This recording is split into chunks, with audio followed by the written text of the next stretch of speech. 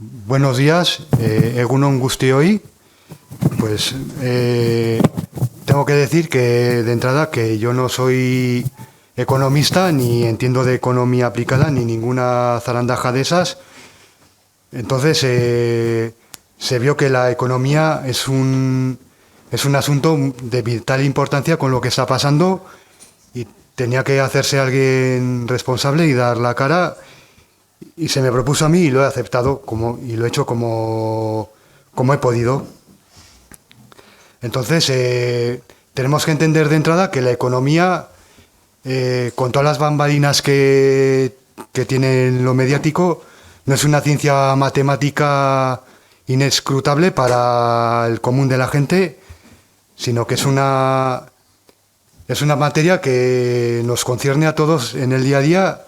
Tiene importancia porque de ella depende nuestra subsistencia y por tanto nuestra condición de seres y sociedad libre depende de la buena marcha de la economía en la base.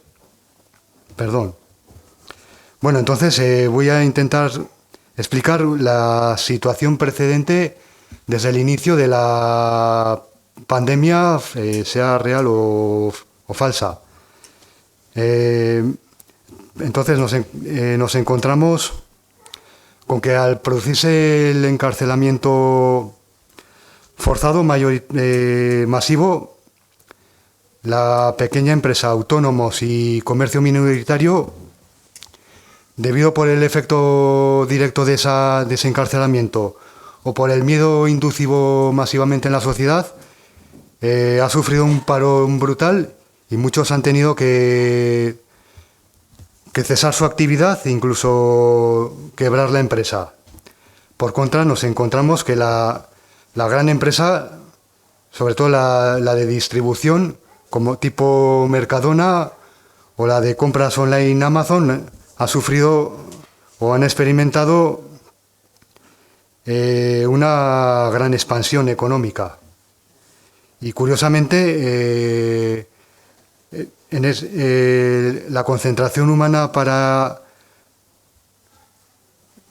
que ha requerido esta actividad ha estado inmune a posibles contagios, cosa que en la actividad minoritaria pues no ha pasado. Tenemos ahora mismo el caso del turismo y la hostelería, que tiene ahora su temporada alta y su actividad es máxima. Y nos encontramos que todas las instituciones se están ensañando con ese sector y la están haciendo con otros responsables de la expansión pandémica. Y muchos países de la Unión Europea están colaborando activamente a que ese sector pues quede paralizado, disminuido o dinamitado. Voy a dar a vuela pluma unos datos de lo que, resultantes de todo lo que está pasando. Por un lado, tenemos que han fallecido se estima, aunque los datos oficiales no lo vean así, entre 40 y 50.000 seres humanos en el Estado español, de los cuales mayoritariamente son personas jubiladas.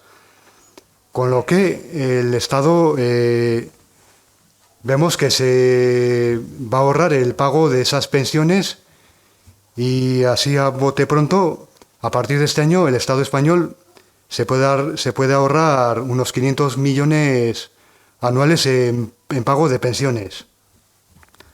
Bueno, ese es un cálculo muy somero que he hecho yo, que no sé si es exacto, si es exagerado por lo bajo o por lo alto, pero bueno, el enjuague que van a gozar las arcas del Estado, pues es importante. Por otro lado, tenemos que se ha quedado un desempleo que oficialmente es del 20%, que ya venía siendo alto en la situación precedente, pero que se va a disparar posiblemente pues al 50% o más de la población activa, con todas las consecuencias que ello acarrea. Luego, pues todas las ayudas anunciadas para ERTES, para empleos en suspenso, rentas básicas, etcétera, vemos que el Estado pues no tiene fondos para cubrir todas esas necesidades, y aquí va a haber un desbarajuste total. Por ejemplo, los ERTES que están vigentes ahora fácilmente se van a convertir en ERES de extinción de contratos de empleo. Luego tenemos la realidad de un rescate de unos 140.000 millones de euros por parte de la Unión Europea, de los que se dicen que la mitad son como a fondo perdido, y la otra mitad pues los va a tener que pagar el Estado español. O sea, todos nosotros, mediante recortes y sacrificios personales muy severos. Vale, entonces me voy a centrar un poco en lo que es la intencionalidad de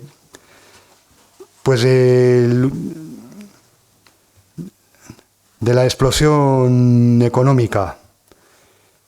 Bueno, partimos de que la economía española en la transición venía siendo una economía relativamente sana, porque España fue una potencia industrial entre las 10 primeras, hasta la transición. A partir de ese momento, el Estado español tenía que integrarse en las estructuras europeas, o sea, en la Comunidad Europea y en la OTAN. Entonces, la condición para que se impuso al Estado español para que eso se hiciese a efecto fue que se tenía que reindustrializar para que Alemania ocupase, o sea, se hiciese predominante como cabeza europea. Con lo cual la socialdemocracia española, a manos de Felipe González, mano a mano con la socialdemocracia alemana,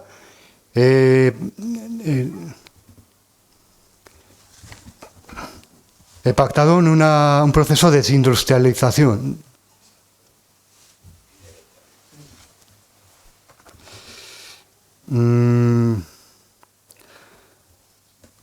Vale, entonces desde entonces tenemos una economía que está basada en el sector de los servicios y que es insostenible a largo plazo. Por otro lado, tenemos el tema de la pirámide poblacional, que está desequilibrada a cuenta del ataque que ha recibido a lo largo de las décadas la promoción de la natalidad, y con el consiguiente aumento del sector de la población mayor y de los jubilados. Luego tenemos, como no, el tema de la partidocracia, con todo el sector público, y el tema de la corrupción, que todo ello, que está relacionado con todo ello, que es un fondo es un agujero negro para las arcas públicas. Y de todo lo cual tenemos en este momento una deuda total que equivale al 120, como el 120% del Producto Bruto Interior, y que va en aumento constante. Vale, con todo esto, ¿cuál es la solución que propone el poder constituido? Por un lado, a corto plazo, pues va a venir el recorte drástico de salarios, rentas e ingresos por parte del Estado, y por supuesto de las pensiones, que se estima entre un 30% y la mitad un 30% y la mitad de los ingresos. Luego parece que hay un proyecto reindustrializador que va a ser pues de medio plazo en adelante, pero claro, en las condiciones en las que se halla el Estado español y su situación estratégica en la Unión, con respecto a la Unión Europea, el proyecto va a ser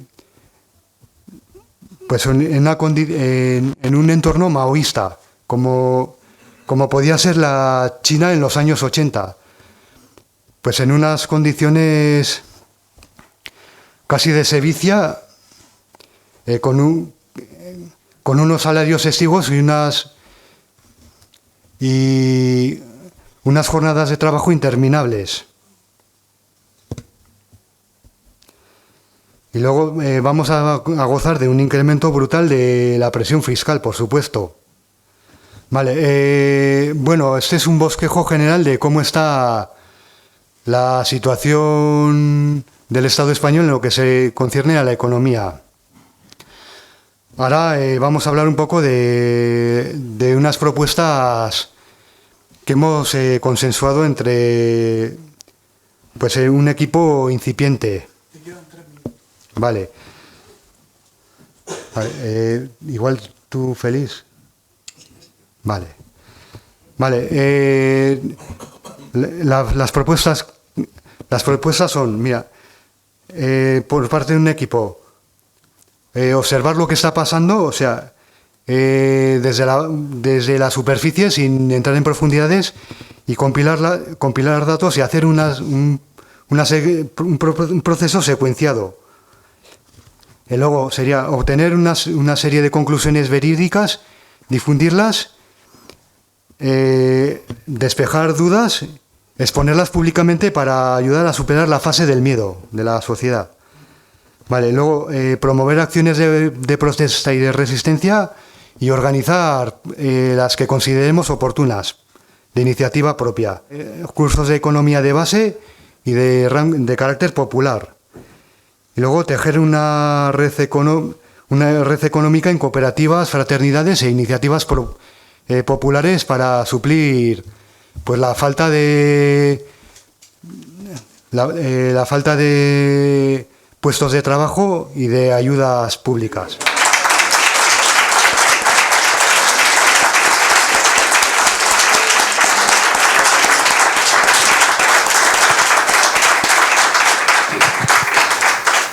Solamente quería hacer una aportación que ha salido en otras ponencias y es el tema de la masa improductiva, que se ha mencionado a lo que el Estado considera masa improductiva, que serían los jubilados, pero hay una masa improductiva que algunos sectores no la consideran, que son las fuerzas represivas.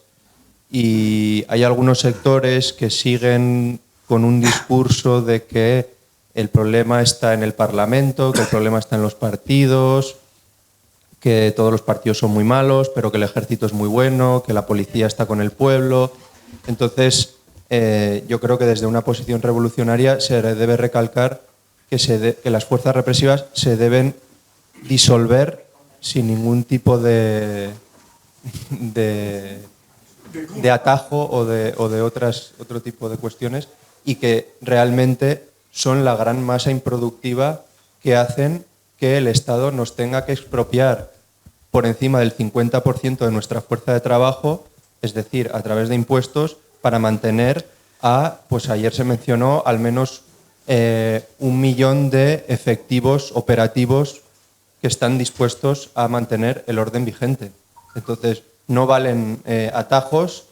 Cualquier propuesta revolucionaria debe impugnar las fuerzas represivas y debemos impugnar, por lo tanto, la cuestión del Estado, que es quien sostiene el aparato represivo, la policía, el ejército y todo lo que es la policía privada también. Bueno, yo entiendo que, en primer lugar, las fuerzas y cuerpos de seguridad del Estado no se van a autodisolver voluntariamente.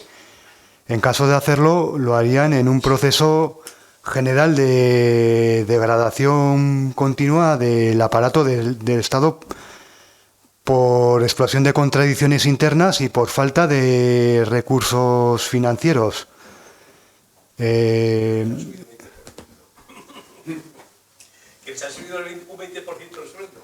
Ya, se pueden subir lo que quieran y pueden imprimir papelitos en la medida que quieran, pero La economía está basada en actividades reales y productos reales y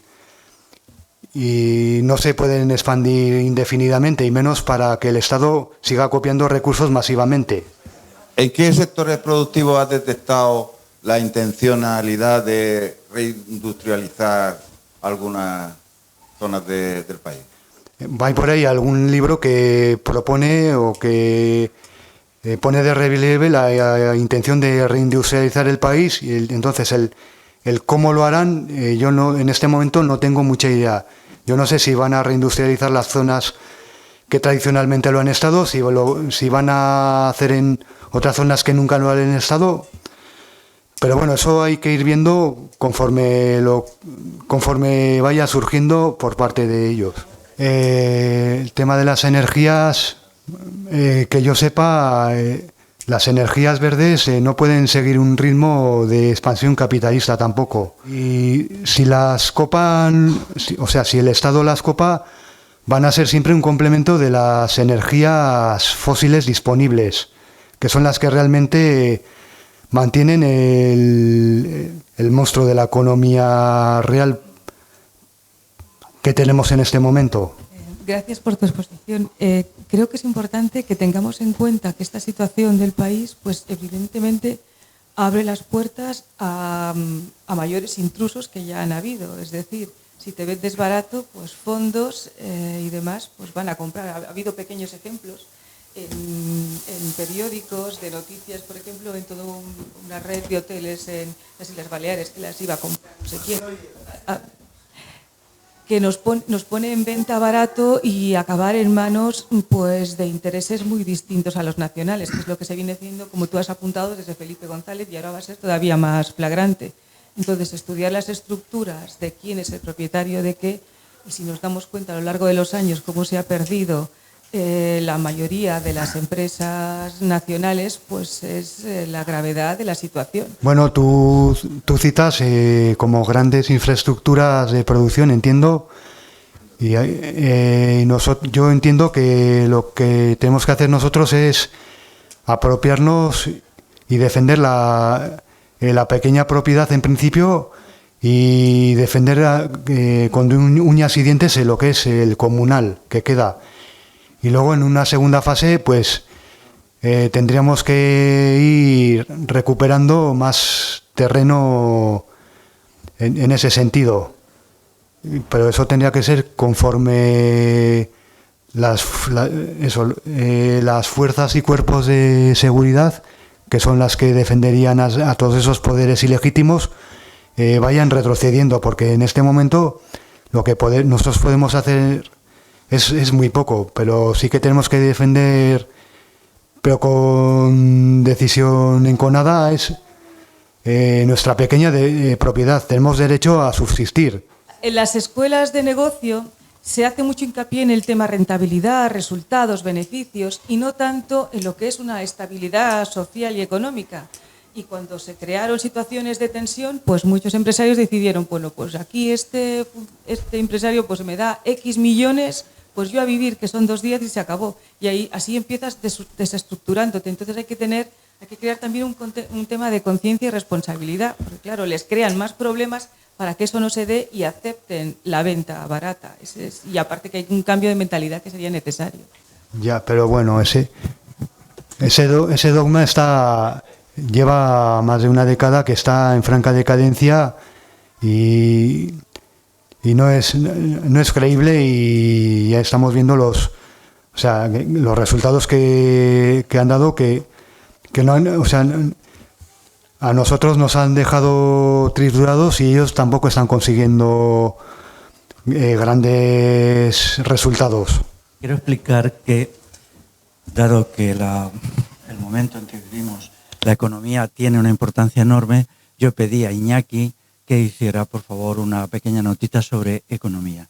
Iñaki tiene un texto en el libro del primer encuentro de Revolución Integral, aunque luego él no asistió físicamente, pero él tiene el texto y luego estuvo en el segundo encuentro. Es un viejo amigo, un conocido de hace bastantes años, ¿no?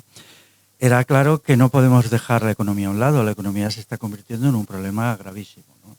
Y si hacemos eso y nos dedicamos pues principalmente o únicamente al problema sanitario, pues haríamos el ridículo, ¿no? Si queremos ser una fuerza con presencia en la sociedad que influya en la opinión pública, la economía es fundamental, ¿no? Aquí ahora yo entiendo que no se trata tanto de entender qué está pasando, sino de dos cosas. Primero, llegar a un acuerdo que la economía es fundamental y, en segundo lugar, crear un equipo de trabajo con unas metas definidas. Porque el equipo de trabajo es el que tiene que determinar qué está pasando, que no está nada claro, porque no hay experiencias anteriores de una economía que es parada institucionalmente. Hay muchas experiencias de crisis económica, como la crisis del 29 y tal, pero no de una economía que se coge y se dice quieta, parada, a partir de un pretexto sanitario, ¿no? Eso es algo, y en realidad no sabemos qué puede pasar, ¿no? Por tanto, lo que importa es que nos pongamos en condiciones de regularmente en los próximos años emitir materiales y análisis, orientar a la gente sobre datos que sean importantes, análisis y propuestas de dos tipos. La supervivencia exige, por un lado, la acción en la calle, la acción de protesta, y por otro lado, lo que va a ser el llamado manual de supervivencia, ¿no? Tenemos que defendernos de las agresiones de la gran empresa, pero eso sabemos que no es suficiente y tenemos también que buscar fórmulas propias de satisfacción de necesidades básicas a través de la ayuda mutua, a través de los aprendizajes y tal. Estos son dos vías que se entremezclan, pero no son la misma, ¿no? Quienes convocamos la manifestación del día 16 de agosto, llegamos a un acuerdo de que se haría otra convocatoria con una pretensión de mover muchísima más gente para octubre. Y ahí las reivindicaciones económicas serían importantes. ¿Pero cuáles? Pues no está claro, ¿no? Yo por lo menos no lo tengo claro. Tiene que haber un equipo que proporcione información y que haga análisis, ¿no? Tenemos tiempo, queda quizá un mes y medio para eso, y aunque no lo tengamos acabado, pues bueno, la próxima vez, ¿no? Pero, y luego el manual de supervivencia, pues no, ya dije ayer, no necesariamente tiene que ser un libro, pero sí puede ser un montón de consideraciones, una suma importante de consideraciones, apreciaciones, desde autoempleo hasta cómo ayudarse, de todo, ¿no? Todo lo que se nos vaya ocurriendo sería ahí. La escuela que queremos también crear de horticultura, la escuela de pastoreo, una escuela de oficios artesanales, porque hay que vivir, ¿no?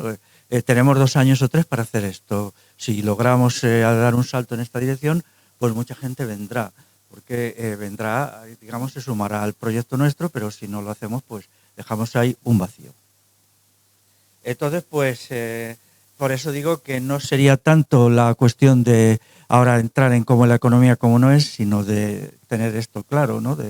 Entonces, ayer ya hubo una reunión al margen nuestro, por cierto, pero no lo digo críticamente, lo digo como una cosa positiva, allá abajo en una sala en la que pues un grupo de 7 o 8 personas quiere crear un equipo de trabajo de economía.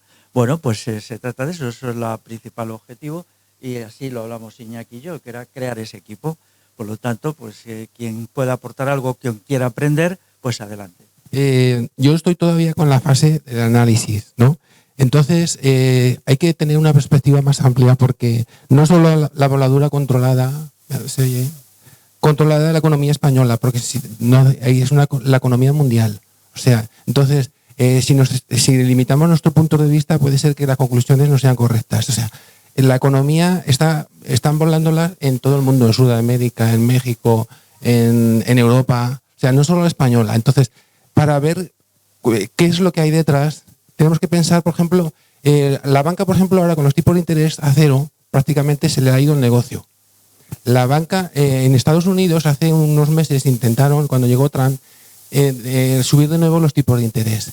Y cuando empezaron a subir a 0,02, 0,5, la economía de nuevo se iba para abajo. Se demostró que no podían ya subir los tipos de interés porque se había creado tal cantidad de dinero fiduciario, que es una burbuja que explotaba ya. Entonces, la banca es un poder internacional súper potente. Con estos tipos de interés a cero no tiene negocio, se arruina. Entonces, ellos lo que pretenden es pinchar esta burbuja para poder nuevo, que la burbuja normalmente se pincha, por ejemplo, en las guerras mundiales. Se pinchó una burbuja en la Primera Guerra Mundial, se pinchó una burbuja en la Segunda Guerra Mundial, ahora estamos en lo mismo. Claro, una guerra atómica ahora sería tremenda. Entonces, como decía el coronel Baños, decía guerras híbridas. Se trata de tener los resultados con más bueno. Una manera de pinchar la burbuja es como, por ejemplo, la Segunda Guerra Mundial, Francia, antes de la guerra, un momento, corto ya, 10.000 francos de antes de la guerra los cambiaron al acabar la guerra por un franco, 10.000 a 1. Eso es un pinchazo bárbaro. Lo que está pasando a nivel internacional es lo mismo. O sea, el dinero fiduciario, el dólar, el euro, todo esto se va al carajo a cero. Yo estaba escuchando a Iñaki y digo, este hombre me conoce a mí porque me está contando un caso concreto que me ha pasado a mí y quiero contarlo, ¿no? Nuestra comunidad tiene un hotel rural que funcionaba perfectamente, básicamente con extranjeros, y de la noche a la mañana cierran España, y nos hemos quedado a cero. Tenemos una gran hipoteca con el banco. Nosotros nos creímos lo que dijo el gobierno, que iba a dar ayuda a la pequeña empresa. Nos fuimos al banco y se rieron de nosotros. ¿Qué ayuda? Tú si quieres dinero, pídeme un préstamo y igual te lo doy, igual no te lo doy.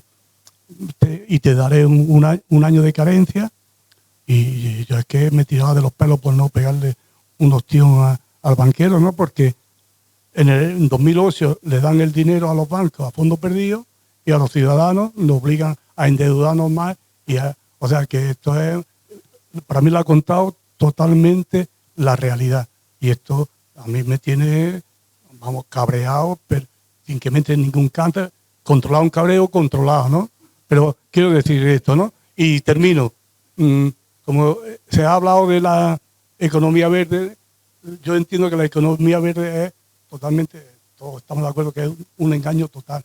Ellos quieren hacer que a la industria clásica ponerle un filtrito, ponerle una pequeña depuradora, pero va a seguir lo mismo. Y ahí gastan dinero, tienen más beneficios, pero ni de economía ni de verde, nada en absoluto.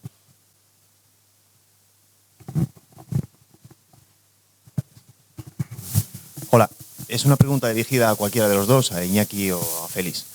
El tema de la escasez de minerales fósiles a nivel planetario, ¿qué relación le veis con la caída del sistema financiero a nivel global? Porque se está hablando poco y bajo mi punto de vista creo que es algo que está detrás, que va a hacer mella en... sí, minerales fósiles, carbón, gas y petróleo. Según la Agencia Internacional de Energía, ya hace tiempo que hemos llegado al pico, está cayendo. Entonces creo que el capital no tiene un sistema de energía alternativo para seguir embarcado en este crecimiento desmesurado. Entonces quería saber vuestra visión de algunos de los dos o de los dos. Bueno, la cuestión del pico del petróleo y tal, yo en el libro le dedico un anexo. Nunca me ha convencido, me sigue sin convencer todo lo que se ha contado al respecto, aunque soy coautor de un libro que se llama La era postpetrolera, ¿no? Pero bueno, eso forma parte de la tolerancia necesaria con los amigos que escriben libros con los que yo no estoy de acuerdo, pero tengo que apoyar, ¿no? Hay una cuestión, tenemos que preocuparnos de la economía más cercana. Necesitamos hacer una interpretación de la supervivencia y de la acción combativa en la calle. Y las demás cuestiones pues van a ir en los próximos años ocupando un espacio cada vez menor en nuestras cabezas por la lógica, ¿no? Respecto a tu pregunta, pues en el libro al final hay un anexo chiquitito. Lo que ha dicho Jorge me ha encantado porque es como hoy funcionan las cosas. Estamos ante un proceso de superconcentración del capitalismo por destrucción de la pequeña empresa, sea del tipo que sea, ¿no? Algo inaudito. Y lo están haciendo a las bravas. Es decir, ya no lo están haciendo respetando las supuestas leyes económicas ni nada, sino a través de un proceso de intervención del Estado, se paraliza la economía y a tomar por saco y luego se concentra todo. Primero se destruye y luego se concentra en grandes consorcios como se está haciendo, ¿no? Y luego vendrán más y más cosas hasta la economía china. Por tanto, necesitamos saber qué está pasando, porque cuando nos expliquemos a nosotros mismos que hay que lograrlo, pues lo que se conoce reduce el temor. y al mismo tiempo, cuando se tiene más claro, se anima a la acción movilizadora, que es importante eso, ¿no? Entonces necesitamos esto que no lo tenemos, ¿no? La economía hay muchos rollos, básicamente es una pseudociencia, ¿eh? La economía, lo que dicen siempre, pues es que te la dan Smith para acá, pues bueno, Smith es una novela, ¿no? La riqueza de las naciones, pues muy bien, terreno novelístico, ¿no? Y han seguido así, ¿no? Pero nosotros necesitamos tener unos conocimientos objetivos, aunque sean básicos, y meternos en profundidades para vivir y sobrevivir. La meta tiene que ser vivir y sobrevivir, y la verdad tiene que ponerse al servicio de esa meta. Y luego nos quedan muchas cuestiones, como sería una economía comunal, hay que dejar a un lado ya la idea de que una economía comunal es igual a una economía rural. No es cierto, no lo era en el pasado, ¿eh? En el pasado, toda la artesanía, casi toda, aquí en Navarra, por ejemplo, en el siglo XVIII, era comunal. O sea, las fraguas, hornos, todo esto era concejil, ¿no? Entonces, al proyectar esto sobre el futuro, tenemos que tener en cuenta que también queremos una industria comunal y unos servicios comunales. Y eso exige un trabajo de análisis y estrategia y organización complicado. Mental, quiero decir, por ahora, porque no lo podemos hacer en la práctica, ¿no? Pero lo haremos, proyectemos nuestra capacidad de acción a 3-5 años y lo haremos. Lo que no tenemos, lo tendremos. Si lo que sea necesario hacer, lo haremos. Hola. No sé si esto es una pregunta para vosotros y para todos. No sé si tenéis alguna... si sabéis algo de las asociaciones de autónomos, que me imagino que tienen... O sea, los autónomos, el pequeño autónomo, que de por sí ya es un ser valiente... lo van a pasar muy mal y no hay nada que les sostenga, y me imagino que serán los primeros cabreados con esta historia. No sé si sabéis algo de asociaciones de autónomos que se estén moviendo en este sentido de intentar averiguar qué está pasando y plantarle cara. Puede ser una de las propuestas que el grupo de reflexión sobre estas cuestiones pues se plantee, ¿no? Es decir, que son tantas las cosas sobre las cuales reflexionar, pues una de ellas. Entonces, bueno, pues yo creo que hemos concluido la ponencia de Iñaki, y quien quiera quedarse ahora es para organizar el grupo. Sí, luego eso ya iremos cruzando, porque hay muchos grupos que son como muy... se solapan, y ya iremos viendo cómo encajamos las diferentes cuestiones. Pero digamos que hemos acabado. Muchas gracias, y quien quiera participar en el grupo que se quede y dejamos nuestros datos y vemos cómo lo hacemos, ¿vale? Pues muchas gracias.